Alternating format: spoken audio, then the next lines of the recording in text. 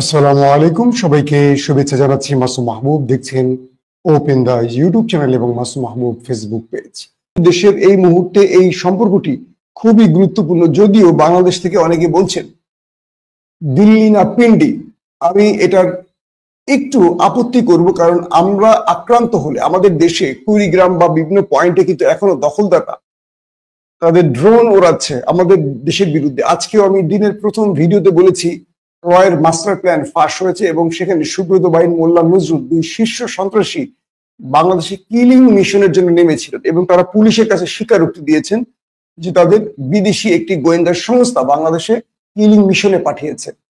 এই যে একটার পর একটা বড় বিপত্তি বাধা আসছে, পাশাপাশি প্রতি মুহূর্তে বিভিন্ন সীমান্ত দিয়ে বাংলাদেশে অজস্র মানুষকে পুশিং করা হচ্ছে এবং ইউনূস সরকারকে প্রকাশ্যে অসহযোগিতা এবং ইউনূস সরকারের পতনের জন্য বিদেশি শক্তিটি, বিদেশি দেশটি বা আমাদের প্রতিবেশী দেশটি যেভাবে চেষ্টা চালিয়ে যাচ্ছে, আদা জল খেয়ে যদি আমরা ঐক্যবদ্ধ না হই সেক্ষেত্রে বড় রকম বিপদে পড়ব। গত 17-18 বছর আমরা স্বাধীনতাহীন ছিলাম। এই জাতিকে আবারও পরাধীন করা হবে কেবল ক্ষমতার লিপসু রাজনৈতিক দলগুলোর জন্য। আমি স্পষ্ট করে বলতে চাই, আমার ভালোবাসার বা ভালো লাগার কোন দল সেটাই ক্লিয়ার আপনাদের জানা দরকার নেই। আমার কথা হলো, আমি এই দেশের নাগরিক, আমার পরিচয় আমি বাংলাদেশী, আর সবচেয়ে বড় পরিচয় আমি একজন মুসলিম। তো আমি আমার দেশকে কখনো দিল্লির দাসত্বে দেখতে চাই না, এটা এক বাক্যে আমি বলবো এবং আপনাকেও বলতে বলবো। তো আমরা বলতে পারি দিল্লি পিন্ডি না, আমরা বলতে পারি দিল্লি, কারণ এই মুহূর্তে পিন্ডিদের আমাদের প্রয়োজন। যখন ভারত আমাদের খাদ্য বন্ধ করে দিয়েছে, জানেন তো, আমাদের রোগীরা ভারতের চিকিৎসায় যেতে পারছে না, ভিসা বন্ধ, আমাদের বিভিন্ন নিত্য পণ্য যেগুলো প্রয়োজন আমাদের সেগুলো ভারত বন্ধ করে দেওয়ার সঙ্গে সঙ্গে জাহাজ ভর্তি করে পাকিস্তান পাঠাচ্ছে, ইসলামাবাদ পাঠাচ্ছে বাংলাদেশে। আর এখন আমরা নতুন বার্তা দিতে চাইছি তাদেরকে যে আমরা দিল্লির সাথে প্রেম করব না, পিন্ডির সাথে প্রেম করব না, না, আমাদের প্রেম সবার সাথে থাকবে, দিল্লির সাথে থাকবে, পিন্ডির সাথেও থাকবে। সেটা হলো সমতার ভিত্তিতে, বন্ধুত্বের ভিত্তিতে, মাথা বিক্রি করে দিয়ে না, নত জানু পররাষ্ট্রনীতির মাধ্যমে নয়। আমরা কোন রাষ্ট্রের সাথে, সেটা জাপান, এখন আমাদের প্রধান উপদেষ্টা জাপান রয়েছেন, 1 লক্ষ শ্রমিক জাপান বাংলাদেশ থেকে নেবে, বিশাল অঙ্কের অর্থনৈতিক চুক্তি হচ্ছে। আমরা চাই বাংলাদেশের অর্থনীতিকে আরো শক্ত মজবুত স্থানে দাঁড় করাতে, সেজন্য সকল দেশের সাথে আমাদের বন্ধুত্বের প্রয়োজন। কিন্তু রাজনৈতিক স্লোগান যদি হয় দিল্লি না পিন্ডি, এটি আসলে এই সময় এসে ঠিক না। আপনি কি করবেন সেটা হিডেন থাকুক, গোপন থাকুক, কিন্তু পাকিস্তানকে এই মুহূর্তে দরকার, তুরস্ককে দরকার, ইরানকে দরকার। আমরা মুসলিম রাষ্ট্রগুলোর সাথে, আশিক চৌধুরী এখন তুরস্ক সফরে রয়েছেন বাংলাদেশে, তিনি তুরস্কে বিভিন্ন প্রজেক্ট আনার চেষ্টা করছেন। অস্ত্রের বাজার, আমি এই বিষয়গুলোর বেশ কিছু তথ্য জেনেছিলাম, সঙ্গত কারণে দেইনি, কিছু গণমাধ্যমে এসছে। আশিক চৌধুরী তিনি এখন কাজ করছেন সরকারের হয়ে, বাংলাদেশ সরকারের হয়ে, তিনি তুরস্ক সফর করছেন। তুর্কি সরকার বাংলাদেশে বিভিন্ন প্রতিষ্ঠান তৈরি করতে চান।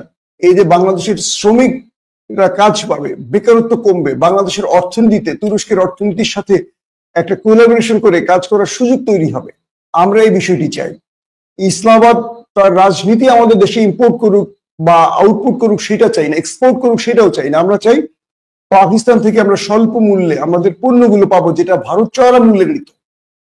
আমরা চাই আমাদের প্রকল্পগুলো বাস্তবায়নে পাকিস্তান যেখানে তাদের যোগ্যতার পরিমাপে তারা এগিয়ে আছে, তারা সেটা করবে। চীন করবে, জাপান করবে, যে কোনো দেশ করবে। আমাদের বন্দর কে নেবে না নেবে এটা সরকার বা জনগণ ঠিক করবে, কিন্তু প্রশ্ন হলো কোন লুটেরারা যেন না পায়। আদানিদের মতো ব্যক্তিরা আমাদের দেশ লুটে খেয়েছে। আমরা এমন কোন ব্যক্তিকে চাই না। যাদের মাধ্যমে দেশ এগিয়ে যাবে, যাদের মাধ্যমে দেশের অর্থনীতি, শিল্প বাজার এগিয়ে যাবে, তাদেরকে আমরা চাই। সো আমাদের স্লোগান হবে সবার সঙ্গে বন্ধুত্ব, কারো সাথে শত্রুতা নয়। আবারও নগর পিতা নির্ধারণ নিয়ে সরকার এবং বিএনপির মধ্যে বিরোধ তুঙ্গে উঠে গেছে। আমাদের সর্বোচ্চ আদালত কি রায় দিল? এই রায়ে শেষ পর্যন্ত ইশরাক শপথ নিতে পারবেন নাকি পারছেন না। অন্যদিকে জাপানে আবারও প্রধান, আমাদের যিনি অন্তর্বর্তীকালীন সরকারের প্রধান ডক্টর ইউনূস ঘোষণা দিলেন নির্বাচনের ডেট, কিন্তু বিএনপির পক্ষ থেকে গতকালকে পল্টনে ডিসেম্বরের মধ্যে যে নির্বাচন চাওয়া হলো, এটি কি শেষ পর্যন্ত সরকারের কাছে অগ্রাহ্য হয়ে যাচ্ছে? পাশাপাশি ভারতের রয়ের পরিকল্পনায় শীর্ষ সন্ত্রাসী সুব্রত বাইন, মোল্লা মাসুদ, তারা বাংলাদেশের বেশ কজন বিশিষ্টজনকে হত্যার মিশনে নেমেছিল, সেটি ফ্লাশ হয়ে গেছে, ব্যর্থ হয়েছে ভারতীয় ইন্টেলিজেন্স। চলুন এই তিনটি প্রসঙ্গে বিস্তারিত জানাবো আজকে। ইতিমধ্যে ঢাকার নগর ভবনে প্রবেশ করেছেন জনতার মেয়র ইশরাক হোসেন, তার সঙ্গে দলের নেতাকর্মীরাও সেখানে প্রবেশ করেছেন এবং ইশরাক হোসেন কিছুক্ষণ আগে গণমাধ্যমকে বলেছেন, যদি তাকে শপথ পড়ানো না হয় তাহলে আগামীকাল থেকে আন্দোলন আরও বেগবান করা হবে। ইতিমধ্যে উচ্চ আদালত, আমাদের হাইকোর্টের পর আপিল ডিভিশনে যে শুনানির জন্য গেল মামলাটি, সেখানে প্রধান বিচারপতি এবং তার সমন্বয়ের 7 আপিল বিভাগের বেঞ্চ বিশেষ নির্দেশনা দিয়েছে। বলা হয়েছে যে ইশরাককে শপথ পড়ানো হবে কি হবে না, আইনের মধ্যে থেকে এই সিদ্ধান্ত নেবে নির্বাচন কমিশন। এবং যিনি এই রিটটি করেছেন তার আইনজীবীরা বলেছেন, এতে করে নির্বাচন কমিশন তাদের যে গ্রহণযোগ্যতা, নিরপেক্ষতা, এটি হারিয়েছে। সে আইনজীবী আরও বলেছেন, উচ্চ আদালত নির্বাচন কমিশনকে উদ্দেশ্য করে বলেছেন, কি করে এই বিষয়টি এখানে এসে আটকে গেল, যে নির্বাচন কমিশনের দিকে তাকিয়ে আছে পুরো দেশের মানুষ, সে নির্বাচন কমিশন কেন এমন ব্যর্থ কাজ করল। উচ্চ আদালত আরও বলেছে, এটি একটি ভবন নয়, এটা মানুষের ভাগ্য বা মানুষের ভোটাধিকার প্রয়োগের সর্বোচ্চ স্থান, অর্থাৎ নির্বাচন কমিশনের ভবনকে উদ্দেশ্য করে বলেছেন। আর নির্বাচন কমিশন যা করছে এটা মানুষকে হতাশ করছে। এবং যিনি রিট করেছেন তার আইনজীবী আরও বলেছেন, এতে করে উচ্চ আদালত ইসিকে, অর্থাৎ নির্বাচন কমিশনকে এটা বলেছেন যে যেই প্রক্রিয়ায় প্রজ্ঞাপন জারি করা হয়েছে ইশরাকের পক্ষে, এটি ঠিক নয়, এটি নিরপেক্ষ হয়নি এবং এটি আইন লঙ্ঘন করে করা হয়েছে। আর অন্যদিকে ইশরাকের আইনজীবী খন্দকার মাহবুবউদ্দিন খোকন, তিনি বলেছেন, উচ্চ আদালত এখন ইসির উপর দায়িত্ব দিয়েছে, ইসি এই মুহূর্তে বা এখন ইশরাকের শপথ পড়াতে পারবেন। তাহলে রায়টা আসলে কোন দিকে গেল, কোন পক্ষে গেল? উচ্চ আদালতের সংক্ষিপ্ত নির্দেশনা, ইসি এই বিষয়টি সুরাহা করবেন, অর্থাৎ ইসি তার নিয়মের, নির্বাচন কমিশনের যে নিয়ম, সেই নিয়ম মেনে কাজটি করবেন। আবার নিয়ম বলছে 30 দিনের মধ্যে এই কাজটি করতে হবে, 30 দিন অতিক্রম করেছে। আবার যে প্রক্রিয়ায় আদালতে ইশরাক হোসেন এসছেন, এই প্রক্রিয়াও সঠিক পন্থায় হয়নি বলে রিটকারী আইনজীবী জানিয়েছেন। আবার মাহবুবউদ্দিন খোকন বলেছেন, ইশরাক সকল নিয়ম মেনে চলে এসছেন বা নিয়ম মেনেই তিনি এই কাজটি করেছেন। এখন আমরা কি আবারও কোনো সাংবিধানিক সংকটে বা আইনের বড় ব্যত্যয়ের মধ্যে পড়ে গেছি? দেখি এইটার সমাধান কি হয়। তবে ইশরাক হোসেন এই মুহূর্তে নগর ভবনে রয়েছেন তার নেতাকর্মীদের নিয়ে, এবং সেখানে তিনি বিক্ষোভ করছেন, প্রতিবাদ করছেন। 2 নম্বর খবরটি হলো, প্রফেসর ইউনূস এই মুহূর্তে আছেন জাপানে। তিনি জাপানের একটি অনুষ্ঠানে বলেছিলেন, বাংলাদেশে অবাধ সুষ্ঠু নির্বাচনের জন্য বদ্ধপরিকর তার সরকার, এবং এই জন্য যা করণীয় তিনি করতে চাইছেন। প্রশ্ন হলো, প্রফেসর ইউনূস জাপানে যে কথাটি বললেন, সেখানে আরেকটি কথা বলেছিলেন, এই বছরের ডিসেম্বর থেকে আগামী বছরের জুনের মধ্যে তিনি নির্বাচন করবেন। আর গতকালকে পল্টনে অনলাইন বক্তব্যে তারেক রহমান বলেছিলেন, এই বছরের ডিসেম্বরের মধ্যেই নির্বাচন অনুষ্ঠান করতে হবে। তার মানে আমরা যেটা বুঝতে পেরেছি, সরকার শিগগিরই নির্বাচন দিতে চাইছে না, তারা জুনের মধ্যেই একটা পছন্দের সময় দেবে। প্রশ্ন হলো, বিএনপি কেন ডিসেম্বরের মধ্যেই নির্বাচন চায়? 15-16 বছর যে দেশটিতে নির্বাচন হয়নি, আর যে নির্বাচন হয়েছে সেটা ছিল একটা খেলা। তো সেই নির্বাচন বিএনপি মেনে নিয়ে কিচ্ছু করতে পারেনি, কিন্তু যখনই একটি অন্তর্বর্তীকালীন সরকার এলো, হাসিনা বিদায় নিল, এবং নির্বাচনটা 2 দিন আগে হোক আর 2 মাস পরে হোক, ধারণা করা যেতে পারে বিএনপি ক্ষমতায় আসবে। তো সেই দলটি কেন 4-5 মাস সময় দিতে পারছে না সরকারকে? এর পেছনে বিএনপির আসলে মূল কারণগুলো কি? বিভিন্নভাবে কারণগুলো আসছে। দিন যত যাচ্ছে বিএনপির জনপ্রিয়তা কমছে। 2, সময়টা পেরিয়ে গেলে বিএনপির বক্তব্য হলো যে অগণতান্ত্রিক শক্তি রাষ্ট্রীয় ক্ষমতা দখল করতে পারে। 3, বিএনপি মনে করে যদি ডিসেম্বরের পরে এই নির্বাচন চলে যায়, সেক্ষেত্রে নতুন কোনো পরিকল্পনা ষড়যন্ত্রকারীরা বাস্তবায়ন করতে পারে। 4, বিএনপি মনে করে ডিসেম্বরের পরে এই নির্বাচনটি হলে তারা তাদের লক্ষ্য, যে লক্ষ্যে তারা এগোচ্ছে, সেই লক্ষ্যটা ভুল পথে চলে যেতে পারে। এটার অনেক রকম ব্যাখ্যা থাকতে পারে। দর্শক, প্রশ্ন হলো, ডিসেম্বরের পরে নির্বাচন হলে বিএনপিকে ধরে নিয়েছে তারা হেরে যাবে, নাকি বিএনপি দ্রুত রাষ্ট্রীয় ক্ষমতায় বসতে ব্যাকুল হয়ে গেছে? তারেক রহমান বলছেন যে ডিসেম্বরের মধ্যেই নির্বাচন চায় তার দল। আর প্রধান উপদেষ্টা জাপানে আবার নতুন করে বললেন ডিসেম্বর থেকে জুনের মধ্যে হবে এই নির্বাচন। ডিসেম্বর থেকে জুনের যে সময়টা, জানুয়ারি, ফেব্রুয়ারি, মার্চ, এপ্রিল, মে, জুন, 6 মাস।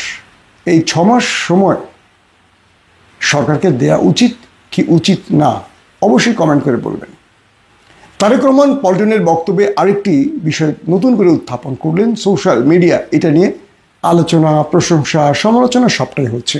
দিল্লি না পিন্ডি? তারেক রহমানের এই বক্তব্যটি কোন সময় এলো? আচ্ছা, বাংলাদেশের সাথে বিগত 18 বছরে পিন্ডির বড় মাপের কোনো যোগাযোগ আছে? আমরা গত 16 বছর দেখেছি বাংলাদেশকে গ্রাস করে ফেলেছিল দিল্লি। তো তারেক রহমান তার বক্তব্যে দিল্লির সঙ্গে পিন্ডি যোগ করলেন কেন? নেটিজেনরা বলছেন তারেক রহমান এই বক্তব্যের মাধ্যমে দিল্লিকে বার্তা দিতে চাইছে যে তারা পিন্ডিকে অ্যাকসেপ্ট করতে প্রস্তুত নয়, অর্থাৎ ভারতকে খুশি করতে চাইছেন। আবার কেউ কেউ বলছেন যে তারেক রহমান বোঝাতে চেয়েছেন দেশপ্রেম। যেমন আমরা বাংলাদেশে সবসময় বলি, হয় মুক্তিযুদ্ধের চেতনা অথবা রাজাকার, হয় ভারতপন্থী অথবা পাকিস্তানপন্থী।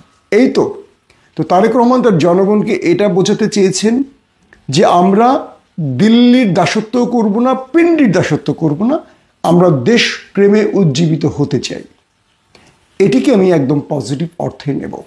তবে নেটিজেনরা বলছেন তিনি লন্ডনে বসে পিন্ডি না দিল্লি এই ফর্মুলা কী করে বাতলালেন? তিনি তো নিজেই দেশে আসছেন না। সোশ্যাল মিডিয়ায় এই বিষয়গুলো নিয়ে এখন বেশ আলোচনা চলছে। তারেক রহমান কেন লন্ডনে আছেন কম বেশি আপনারা জানেন। 1/11 তার উপর যে ভয়ঙ্কর অত্যাচার হয়েছিল এবং তিনি মৃত্যু পথযাত্রী হয়ে গিয়েছিলেন, একটা পর্যায়ে তাকে সুস্থতার জন্য লন্ডনে চিকিৎসায় পাঠানো হয় এবং লং টাইম সেখানে তিনি চিকিৎসা নিয়েছেন। বর্তমানে তিনি কিছু প্রস্তুতির জন্য অপেক্ষা করছেন এবং দেশের পরিস্থিতি অবলোকন করছেন, তারপর তিনি দেশে আসবেন। তবে কালকে বিএনপি পল্টনে যে সমাবেশটি করেছে দেখার মতো ছিল। তবে এই বক্তব্যে এই যে সমাবেশটি হলো ঈদের আগে, সারা দেশ থেকে বিএনপি তাদের নেতাকর্মীদেরকে নিয়ে গেছে পল্টনে। কেউ কেউ বলছেন এটা বিএনপির জনপ্রিয়তা যাচাই, কেউ কেউ বলছেন যে এটি জনপ্রিয়তা যাচাই হলে সারা দেশ থেকে হঠাৎ করে লোক আনতে হবে কেন? অর্থাৎ রাজনৈতিক প্রোগ্রামগুলো নিয়ে পক্ষ বিপক্ষে মতামত সবসময় আছে, থাকবে। 3 নম্বর বিষয়টি, সুব্রত বাইন কুষ্টিয়া থেকে ধরা খেলেন এবং আরেক সন্ত্রাসী মোল্লা নজরুল। পুলিশ তাদের যে জবানবন্দি পেয়েছে বা তাদের যে স্বীকারোক্তি পেয়েছে, সেখানে তারা বলছেন যে ভারতের একটি গোয়েন্দা বাহিনী তাদেরকে স্যাটেলাইট ফোন দিয়েছে, অস্ত্র দিয়েছে, অর্থ দিয়েছে এবং তাদেরকে পিলখানা হত্যার যে নতুন তদন্ত কমিটি গঠন হয়েছে ফজলুর রহমানের নেতৃত্বে, সাবেক সেনা অফিসার, তাকে হত্যার মিশনে তারা এসেছিলেন। তাদেরকে হত্যার দায়িত্ব দেওয়া হয়েছে। বলা হয়েছে যে পিলখানা হত্যার যে তদন্ত, এটা যেন আর সামনে এগোতে না পারে। তার আরও পুলিশকে বলেছেন শুধু এই এক ব্যক্তি নয়, আরও বেশ কজন ব্যক্তিকে টার্গেট করে তাদেরকে অ্যাসাইনমেন্ট দেওয়া হয়েছে। একটা বিষয় এবার বোঝার চেষ্টা করেন, শেখ হাসিনা চলে যাওয়ার পর ওপারের ইন্টেলিজেন্স তারা এখনো বাংলাদেশে ভাড়া করা সন্ত্রাসীদের দিয়ে তাদের কাজ অব্যাহত রেখেছে। সাম্প্রতিক সময় আমরা দেখেছি ঢাকা বিশ্ববিদ্যালয়ের সাম্য হত্যা, এরপর বিভিন্ন সময় বিভিন্ন ঘটনা ঘটছে বিভিন্ন জায়গায়। পরিকল্পিত যে ঘটনাগুলো ঘটাচ্ছে এগুলো আমরা কম বেশি বুঝতে পারছি যে কারা ঘটায়, কিন্তু দেশকে অস্থিতিশীল করে রাজনৈতিক ফায়দা নিতে চায় বা ইউনূস সরকারকে বিপদে ফেলতে চাইছে ওপারের ইন্টেলিজেন্স। এবং মোল্লা মাসুদ বা সুব্রত ভাই তারা আবারও সেই দুর্বৃত্তদের বা আমাদের রাষ্ট্রের শত্রুদের এজেন্ট হিসেবে কাজ করছে। এটা আমাদের জন্য খুব টেনশনের কারণ হয়ে গেছে। আমাদের দেশ 24-এর বিপ্লবের মধ্য দিয়ে একটা নতুন স্বপ্ন নিয়ে পথ চলতে শুরু করেছে, কিন্তু সেই পথে আবারও কাঁটা বেছাতে চাইছে আমাদের শত্রুরা। দেশপ্রেমিক সবাইকে সোচ্চার হতে হবে। কেবল ডিসেম্বরে নির্বাচন এই চিন্তা নয়, কেবল আমি ক্ষমতায় বসে আমার টাকা কি রাষ্ট্রের টাকা আমার পকেটে ঢোকাবো এই চিন্তা নয়, আমি প্রধানমন্ত্রী হব, আমি মন্ত্রী হব, আমি এমপি হব এই চিন্তা নয়। এই দেশটাকে রক্ষার চিন্তা সবার আগে করতে হবে। যে চিন্তাগুলো শেখ হাসিনা করে গেছেন সেই চিন্তাগুলো আর কোনো রাজনৈতিক দল করুক, এটা আমরা চাই না। আমরা চাই সম্মিলিতভাবে সবাই মিলে এই রাষ্ট্রটাকে আবারও দাঁড় করাক, সকল স্টেক হোল্ডাররা এই রাষ্ট্রটাকে ভঙ্গুর দশা থেকে রক্ষা করুক। প্রত্যেকে ভালো থাকবেন। আল্লাহ হাফিজ।